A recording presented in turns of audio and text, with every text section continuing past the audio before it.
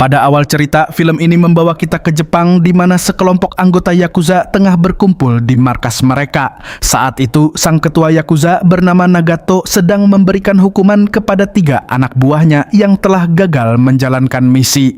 Sebagai bentuk penebusan, Nagato memerintahkan mereka untuk memotong jari kelingking mereka sendiri. Salah satu dari mereka, Joe, tanpa banyak bicara langsung melaksanakan perintah tersebut.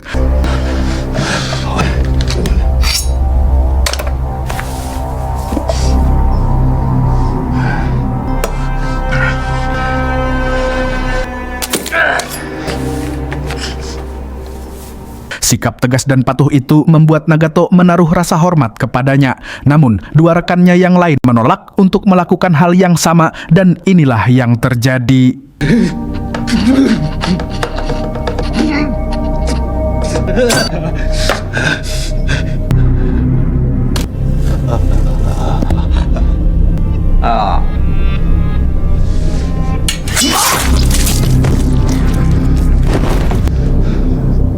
Satu tahun kemudian, cerita berpindah ke sebuah kota terpencil bernama Normal.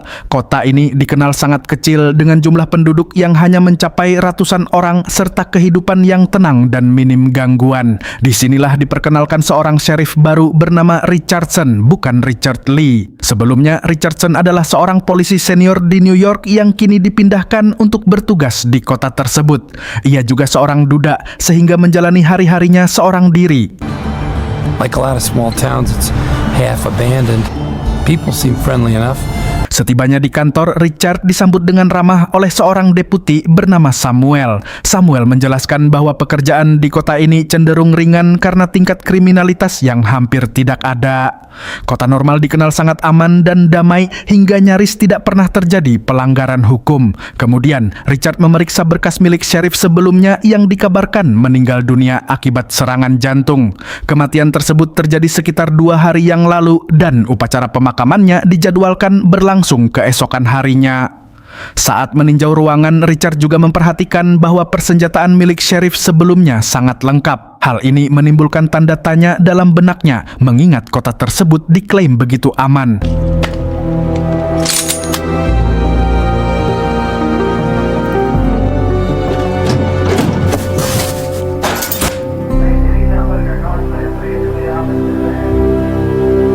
Pada malam harinya, sebelum kembali ke penginapan, Richard singgah di sebuah kafe untuk bersantai. Di sana, ia melihat banyak senapan yang dipajang sebagai dekorasi. Ia pun bertanya kepada si pemilik kafe, apakah senapan-senapan tersebut masih berfungsi. Si pemilik menjawab bahwa semuanya masih aktif dan bahkan telah terisi peluru, namun hanya dijadikan pajangan karena tidak pernah digunakan mengingat kondisi kota yang sangat aman. Mendengar hal itu, Richard mulai memahami situasi setempat dan tidak mempermasalahkannya.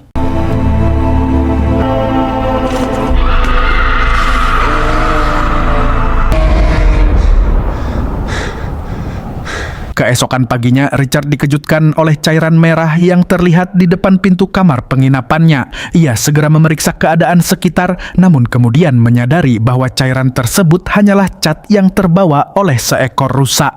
Merasa lega, ia bahkan sempat mengabadikan momen tersebut sebagai kenang-kenangan sebelum dijemput oleh rekannya untuk berkeliling kota. What's going on, officer? I think a moose just stole your paint. It is going to be a busy day today. Tak lama kemudian, Richard tiba di sebuah toko perkakas di mana ia harus melerai 2 pria yang sedang berselisih akibat memperebutkan sebuah barang.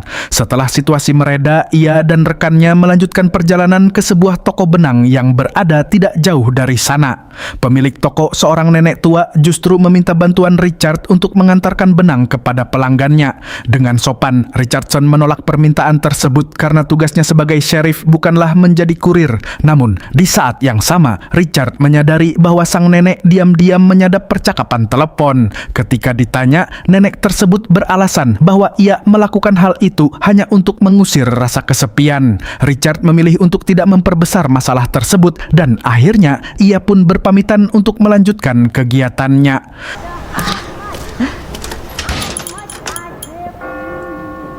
1 jam kemudian, mereka mendatangi rumah duka mendiang Sheriff sebelumnya.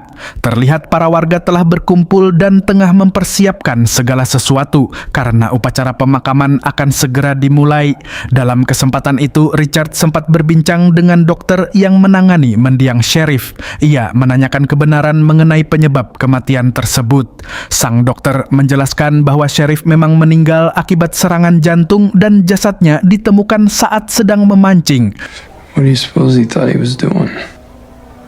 My job goes supposing and be sure. Gunderson liked his fishing. Setelah itu, Richard melanjutkan percakapan dengan wali kota yang kebetulan juga hadir di lokasi. Tak lama kemudian, suasana mendadak ricuh ketika terdengar keributan dari luar. Ternyata, keributan itu disebabkan oleh anak kandung mendiang Sheriff yang tidak diizinkan masuk ke rumah duka.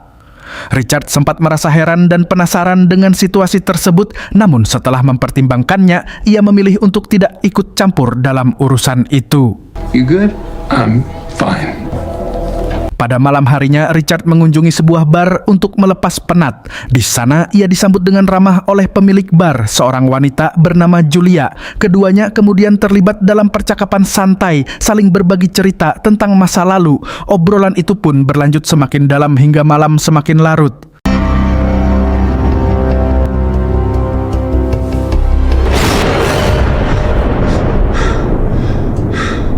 Keesokan paginya, saat hendak meninggalkan penginapan, Richard bertemu dengan seorang wanita pendatang bernama Lori yang tampak kesulitan mengambil makanan dari mesin otomatis.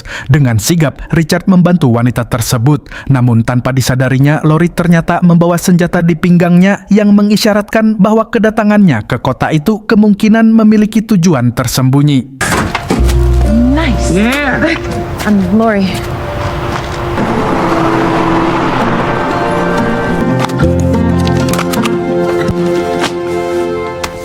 Sore harinya, Richard memutuskan untuk kembali ke penginapan. Namun di tengah perjalanan, ia melihat putri mendiang Sheriff sebelumnya sedang duduk di pinggir jalan dalam keadaan termenung. Merasa kasihan, Richard menghentikan mobilnya dan mengajak gadis tersebut masuk untuk berbincang.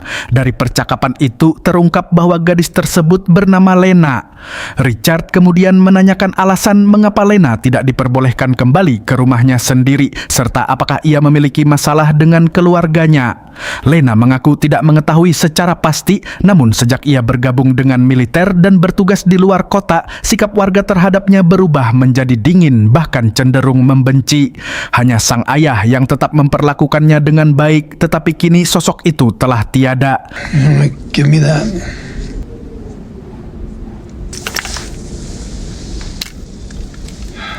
Diliputi rasa iba, Richard akhirnya mengajak Lena ke kantor Sheriff dan mengizinkannya untuk beristirahat di sana. Ia menawarkan Lena untuk tidur di kursi karena keterbatasan fasilitas, namun Lena menolak dan justru memilih bermalam di dalam sel tahanan. Lock the door. Sure. Keesokan harinya, Richard terlihat sedang melakukan briefing bersama para rekan kerjanya di kantor. Situasi yang semula tenang tiba-tiba berubah tegang ketika alarm keamanan berbunyi. Alarm tersebut mengindikasikan adanya perampokan di salah satu bank di kota tersebut. Tanpa menunda waktu, Richard dan timnya segera menuju lokasi kejadian. Oh shit. Let's go. Setibanya di bank, terbukti bahwa perampokan memang sedang berlangsung. Pelakunya tak lain adalah Lori, wanita yang sebelumnya sempat ditemui Richard. Sejak awal, kedatangan mereka ke kota normal memang bertujuan untuk merampok bank tersebut. Lori dan suaminya meminta seluruh orang di dalam bank untuk tetap tenang dan mengikuti instruksi mereka. Tak lama kemudian terungkap bahwa salah satu petugas keamanan di bank tersebut adalah Joe, anggota Yakuza yang muncul di awal cerita. Hingga saat itu belum diketahui alasan bagaimana Joe bisa berada di posisi tersebut. Di tengah situasi tegang, salah satu nasabah tiba-tiba mengalami serangan jantung. Hal ini membuat Lori dan suaminya panik. Sebagai perampok amatir, mereka justru memilih menolong korban daripada melanjutkan aksinya. Kesempatan itu dimanfaatkan Joe untuk diam-diam mengirim pesan kepada ketua Yakuza, memberitahu bahwa sedang terjadi perampokan di bank tersebut.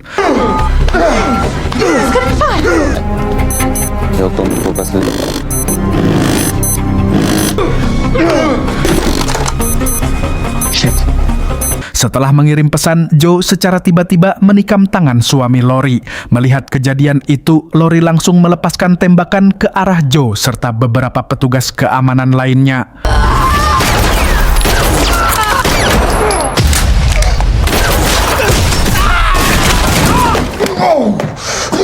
Setelah situasi sedikit mereda, Lori segera memeriksa kondisi suaminya yang beruntung tidak mengalami luka serius. Di luar bank, Richard dan timnya mulai berdatangan. Richard meminta Deputi Samuel untuk tidak bertindak gegabah karena ia ingin mencoba menyelesaikan situasi melalui negosiasi. Namun saat Richard mendekati pintu bank, Deputi Samuel menerima panggilan misterius yang memerintahkannya untuk menembak. Tanpa berpikir panjang, Samuel melepaskan tembakan yang nyaris mengenai Richard serta beberapa warga sipil. Stay cool, I'm coming in.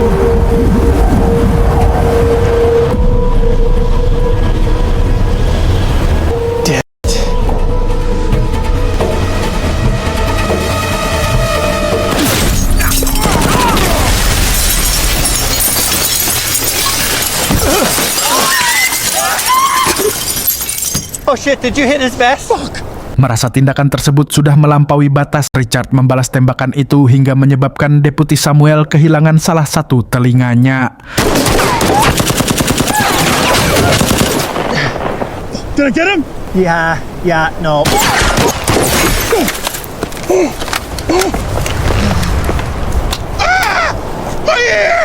Setelah itu, Richard masuk ke dalam bank dan mulai menyadari bahwa situasi yang dihadapi jauh lebih kompleks daripada sekedar perampokan biasa.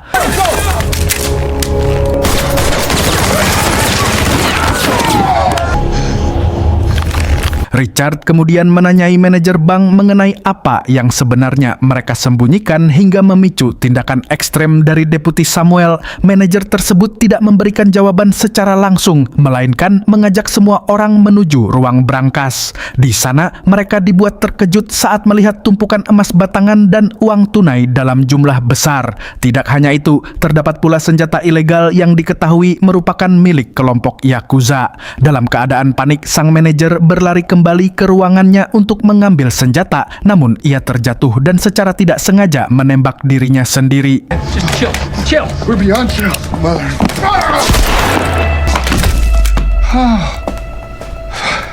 Sementara itu, Richard, Lori, dan suaminya memilih untuk tetap berada di dalam ruang brankas, berusaha memahami situasi yang sebenarnya.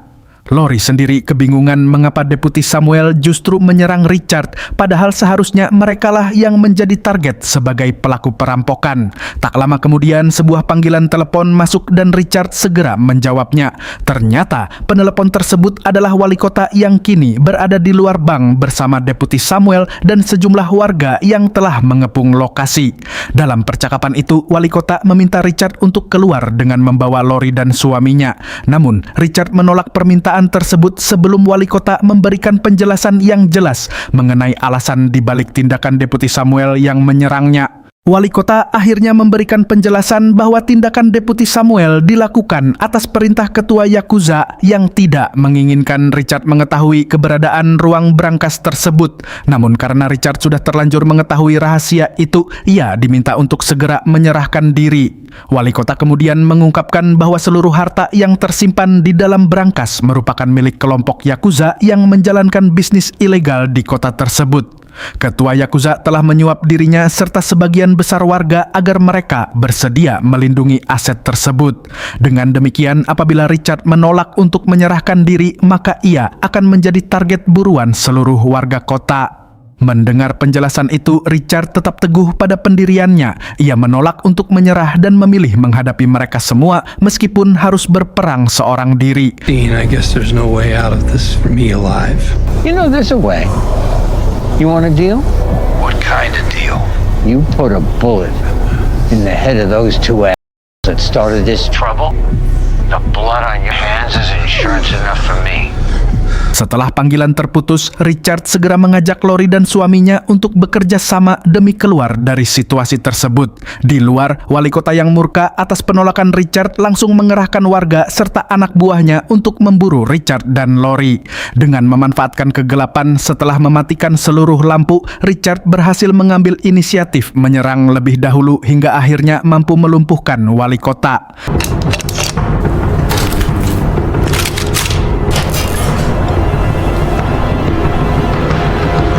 I think this is a good omen, right?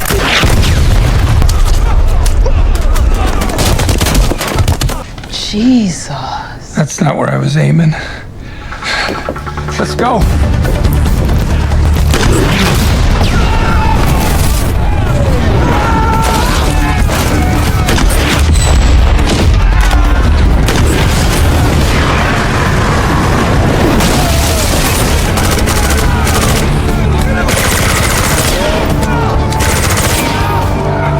Di tengah kekacauan tersebut, Richard membawa Lori dan suaminya berlindung di toko benang milik seorang nenek. Namun, keadaan justru semakin memburuk ketika diketahui bahwa sang nenek juga merupakan bagian dari pihak yang bersekongkol dan ia pun menyerang Richard. Hey, Knit and Needle, if you see the sheriff, you stop him.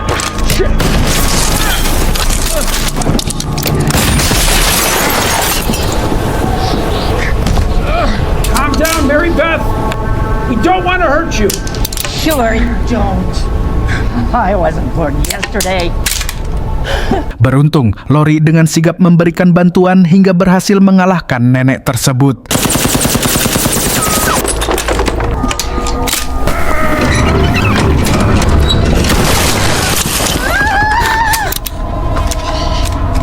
Hey, Mary Beth!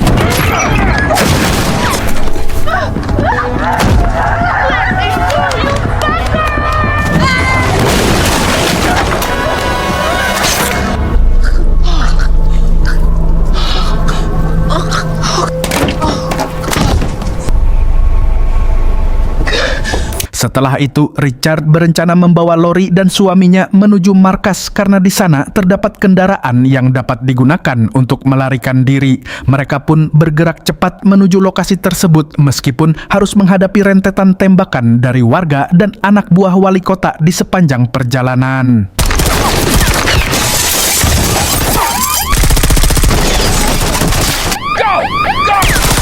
I'm okay. He hit the vest. Get out of here. We'll meet at the police station.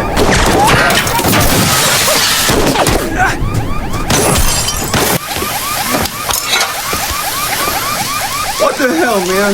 What is wrong with you people? We looked you up and we chose you because of your reputation for not giving a shit. Why'd you decide to start now?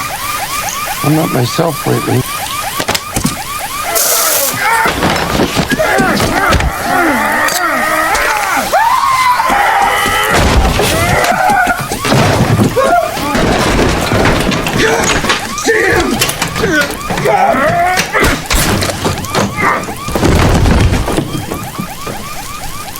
Dalam perjalanan menuju markas, mereka sempat terjebak di sebuah toko perkakas, sementara jarak menuju tujuan hanya tinggal beberapa meter saja. Dalam kondisi terdesak, Richard menemukan dinamit di dalam toko tersebut. Tanpa ragu, ia melemparkan satu persatu dinamit ke arah kerumunan musuh.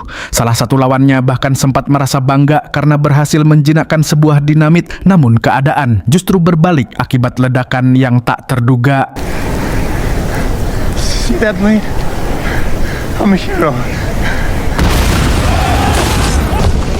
Mike!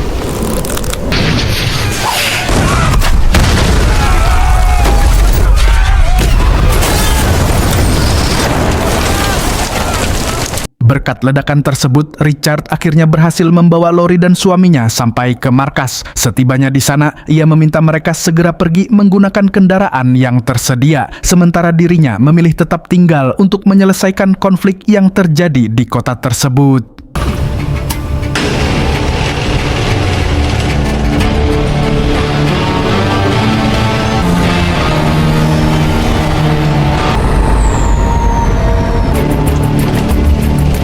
Di Di sisi lain, warga dan anak buah wali kota telah mengetahui keberadaan Richard di markas sehingga mereka segera bergerak untuk mengepungnya. Richard yang menyadari hal tersebut mulai mempersiapkan diri untuk melakukan perlawanan terakhir. Namun secara tiba-tiba Julia, pemilik kafe yang sebelumnya terlihat bersahabat, muncul dan langsung melepaskan tembakan ke arah Richard.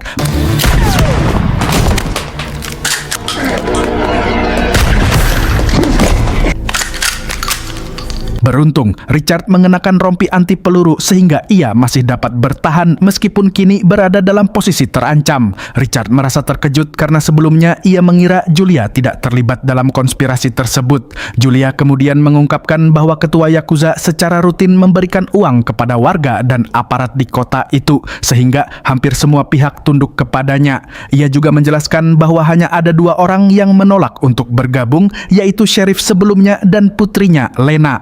Karena penolakan tersebut, sang sheriff akhirnya dibunuh, sementara Lena dikucilkan oleh masyarakat. Dengan demikian, terungkap bahwa kematian sheriff bukan disebabkan oleh serangan jantung, melainkan pembunuhan yang disengaja. Setelah menjelaskan semuanya, Julia mendekati Richard dengan maksud untuk menghabisinya.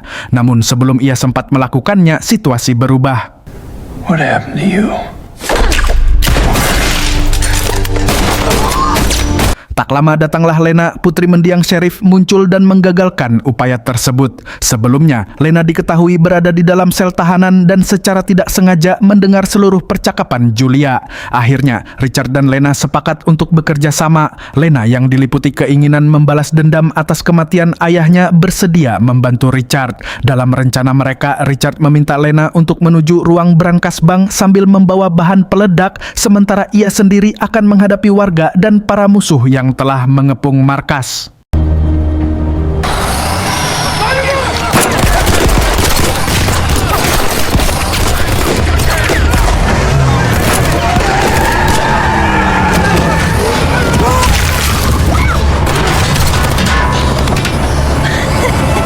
Setelah Lena pergi, Richard segera menggunakan radio untuk berkomunikasi dengan Deputi Samuel dan para warga yang berada di luar.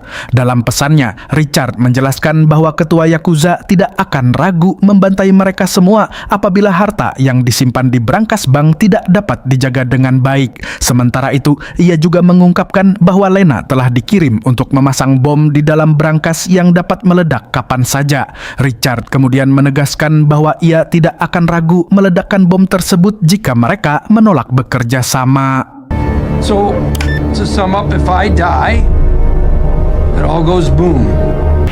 I don't think it ends real well for you. Dihadapkan pada situasi yang tidak menguntungkan, Deputi Samuel dan para warga akhirnya tidak memiliki pilihan lain selain menyetujui ajakan Richard. Mereka lebih memilih bekerja sama daripada menghadapi risiko dibantai oleh ketua Yakuza. Bahkan Joe, anggota Yakuza yang masih hidup, hanya bisa terdiam dan mengikuti keputusan tersebut. Selanjutnya, Richard mulai menyusun rencana. Ia menjelaskan bahwa keesokan harinya ketua Yakuza akan datang untuk melakukan pengecekan. Oleh karena itu, tidak seorang pun boleh memberitahu bahwa telah terjadi kekacauan di kota tersebut. Richard akan mengambil alih kendali situasi, sementara yang lain hanya perlu mengikuti instruksinya. I'm sorry that I killed your mayor. I know you liked him a lot, though he did seem a bit of an a-hole. Let's put on a show. I'm kind of liking Deputy.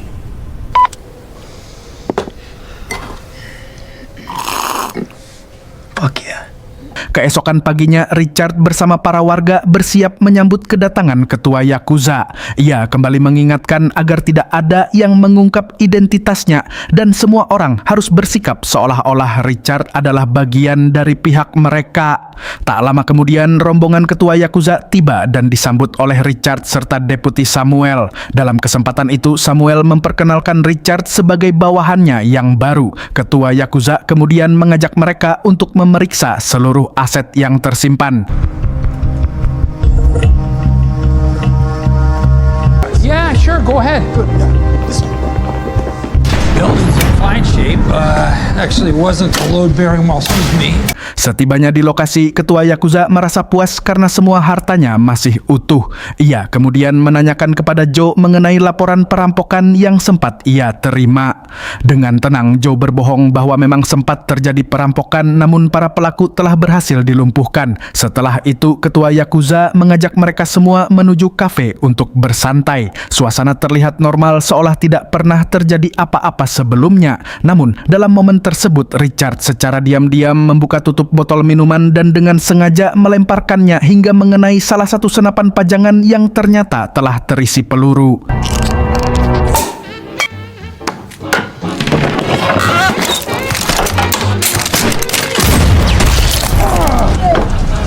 Tembakan yang tak terduga itu langsung menewaskan ketua Yakuza di tempat. Situasi pun seketika berubah menjadi kacau dan para anak buah Yakuza segera melancarkan serangan balasan terhadap Richard dan yang lainnya.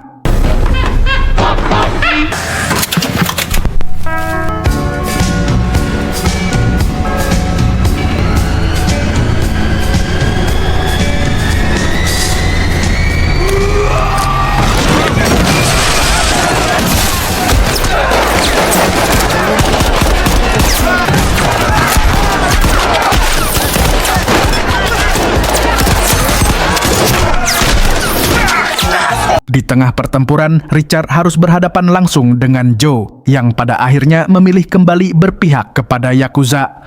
Meski demikian, Richard berhasil mengalahkannya dengan mudah. Sementara itu, Lena dan Deputi Samuel juga terlibat dalam pertempuran melawan sisa anggota Yakuza. Dengan kerjasama yang baik, mereka akhirnya berhasil mengatasi seluruh ancaman yang ada. Sheriff!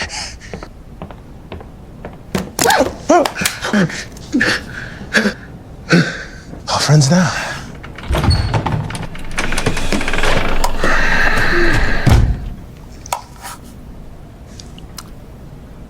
Anyone for pie? Pada akhir cerita ditampilkan Richard, Deputi Samuel, dan Lena yang duduk bersama dalam suasana yang jauh lebih tenang. Deputi Samuel menyampaikan permintaan maaf baik secara pribadi maupun atas nama seluruh warga karena sempat berpihak kepada Yakuza. Beruntung Richard dan Lena masih menerima permintaan maaf tersebut. Sebagai penutup, harta milik Yakuza yang tersisa kemudian dibagi secara merata kepada seluruh warga termasuk Richard, Lena, dan Deputi Samuel. Dengan demikian, diharapkan tidak ada lagi konflik yang terjadi di kota tersebut di masa mendatang. Cerita pun berakhir dengan suasana damai yang baru. Pesan yang bisa kita ambil dari film ini adalah kebenaran mungkin bisa ditunda tapi tidak pernah benar-benar hilang. Seperti bangkai yang disembunyikan, bau busuknya perlahan akan tercium mengkhianati apa yang berusaha ditutupi. Begitu pula dengan kebohongan, sekecil apapun awalnya, ia akan terus membesar, menumpuk hingga pada akhirnya tak lagi bisa disembunyikan. Dan saat kebenaran itu muncul ke permukaan, bukan hanya kebohongan yang hancur tetapi juga kepercayaan. Jika kalian menikmati konten seperti ini, jangan lupa subscribe dan aktifkan lonceng notifikasi agar tidak ketinggalan ringkasan film-film menarik lainnya. Terima kasih sudah menonton dan tetap jaga kesehatan kalian. Sampai jumpa di video berikutnya bersama Zona Film Series. Bye-bye.